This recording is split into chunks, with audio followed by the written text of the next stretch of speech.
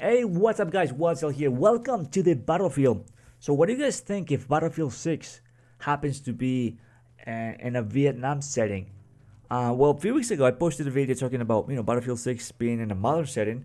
We talked about pros and cons, and it's all good. It's still fun wondering because we were left in limbo, so we're just wondering what's gonna be next for the Battlefield franchise. What could be the next setting? What could be appropriate or inappropriate? Although personally, I think they were gonna go for modern setting because they need to come back swinging, they need to come back strong, and I believe they need something like a mix between Battlefield 3, Battlefield 4, or even Bad Company 3.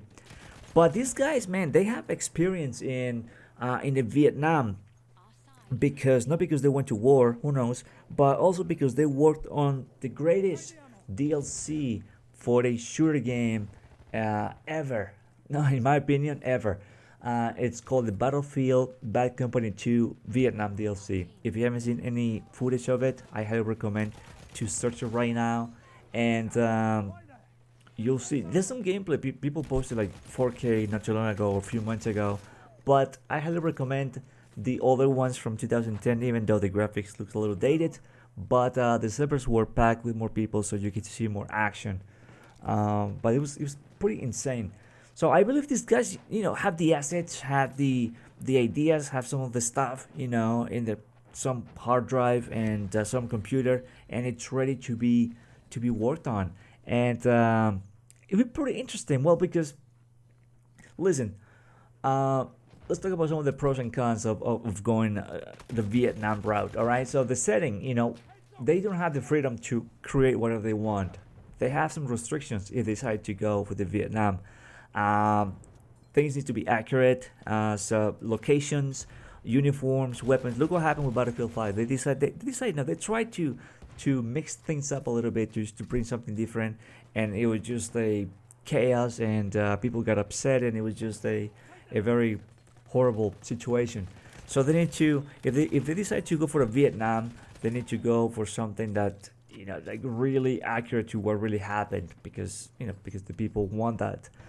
So yeah, definitely no freedom, and they do have restrictions. If they decide to go for modern setting, there's no restrictions, more freedom to create whatever they want, any kind of war, any kind of soldiers, uniforms, whatever they want to do. So in terms of customization, well, it's not so bad, in terms of camos and whatever they want to add to the game. That's up to them. I don't think people will get upset. So I don't think that'll be an issue. So no problems, I guess. In terms of weapons, it's pretty insane the amount of weapons. I was just reading a little article here about the crazy amount of weapons that were used in Vietnam, also prototypes and stuff. The North Vietnamese and Viet Cong, they did use advanced weapon, according to what I'm reading here, advanced weapon systems during the war. So it's just tons of weapons. But back then, the two main weapons, the AK-47 for the North Vietnamese and all those people, the M16 for the Americans. So it's good to see uh, these like weapons for like factions, which is pretty cool, man. So if you play as a Viet Cong, you use a AK-47s and some of the guns that they used. And if you ever happen to be on the American team, you use the M16s, some of the other guns. So as long as they balance things out, this would be pretty cool. So you're not always using the same guns. So depending which side you're on, you have different sort of weapons. The M60 was back then as well, so it's pretty fun. In terms of armor vehicles, man, the M48, the M113, and the T54, pretty cool. If they decide to go on a Vietnam route, we will see the returns of helicopters, so the Huey and the Cobra. So that'd be pretty sick, man. Going back to helicopters in the battlefield, that's pretty awesome in my opinion. Very excited. I remember playing Battlefield 3 and practicing my flying on empty servers, or even the campaign, learning how to fly those helicopters, and then going to Wake Island actually, and in multiplayer and destroying people. It was pretty fun. So I wasn't even a good pilot, but it was fun to do it, once in a while. And the planes, the F4 Phantom, the B-52, man, the B-52, that would be pretty fun in the battlefield. and the MiG-21 were some of the the airplanes used in the Vietnam, and napalm bombs, cluster bombs, booby traps and stuff. Man, it's just pretty cool stuff. There's a lot of ships and boats. Aircraft carriers, patrol boats. So the possibility is just there, man, in terms of weapons and stuff. So I don't see any issues when it comes to weapons, man. That will be probably one of the best settings alongside modern to create weapons and to bring guns and guns for factions and stuff. So pretty cool stuff. Maps. Well, they will have to be like very accurate once again. Places where the war occurred. Locations, real locations, and right now with the world crisis, I don't think it's possible for these guys to spend time in Vietnam and taking photos and just making sure they get the best and some real and accurate photos and stuff. Stuff they do. They record videos and stuff, and they just bring it to the headquarters, and that's how they make some of the maps to look like so real. So like I said, right now it's very limited and pretty much impossible to do that right now. So, but it was pretty fun to see that. So I guess no issues. As well as like night maps. I talked about this on that video, Battlefield 6 in a modern setting. Night maps are pretty cool. I remember watching a something on TV, the History Channel, about a little battle, and in Vietnam there was this guy, an American guy, who I don't know, killed like 25 guys at night, man. The sniping, it was like it didn't miss a shot. It's like what probably no. It's like the greatest like sniper in history, and the amount of kills confirmed was pretty ridiculous. Don't remember his name, but if I remember, I just posted on the comment section. But it was pretty interesting to see that, and it was at night, so they could just to bring some of those ideas and have a nighttime map, which I would love to see that. Pretty interesting. So in terms of maps, like I said, accuracy, they have to be really accurate in terms of maps and stuff. So kind of impossible right now. Campaign, I know some of you don't like campaigns. I love campaigns, so I don't have a problem. They could just bring some war ideas from what really happened and just keep doing what they're doing. Based on Battlefield 1 and Battlefield 5 campaigns. That's not bad. It's pretty cool. Or they can just come up with whatever they want. So I don't think it will be an issue because most people don't play campaigns, but a lot of people do.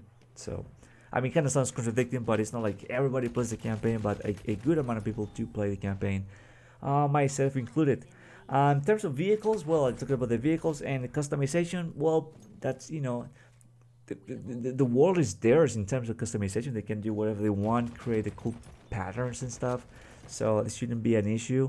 New gadgets, that'll be pretty fun too, because they will use so many weapons and so many stuff in the war that it'll be pretty interesting to see what was really used, or maybe very little, what kind of technology they used back then. So pretty interesting. So I really like that idea, man, of, if you think about it, like Vietnam is not bad. As long as it's properly done, it's not bad. And for those of you who enjoy like Battle Royale Vietnam, that'll be kind of interesting in the jungle.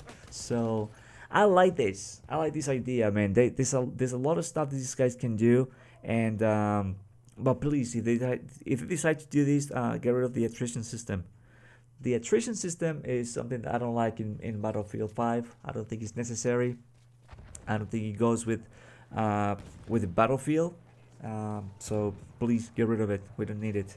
We want more of the real Battlefield experience once again. So I mean, it's not too terrible. It's just like I don't like it. But I do like the Vietnam setting, man. Even if they don't release a full game, what if like, let's talk about this. What if they release a standalone? Imagine like, I don't know, 5 maps, 8 maps, or whatever. Just conquest and rush, and they release that, with the weapons, the factions, with different weapons and stuff, and they release that at a reasonable price. That'd be pretty cool. Or if they decide to copy themselves and release where Battlefield is, let's say it's a modern, which I think, man, I think it'll be modern setting. If they decide to release a Vietnam DLC again on on on the next Battlefield game, that would be pretty interesting. That would be pretty cool to see it again. A total different game within it's a game within a game. So that will change things around. That'd be pretty fun to play. Hey, I'm gonna play a modern setting for a while, then you switch to Vietnam. Same game. You don't have to switch games. Same game, same movement, same everything.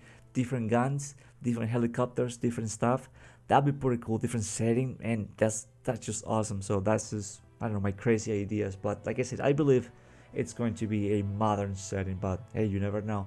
Anyways, thanks for watching. My name is Wild Child. Hope you enjoyed this gameplay, this commentary. Battlefield 1 never gets old.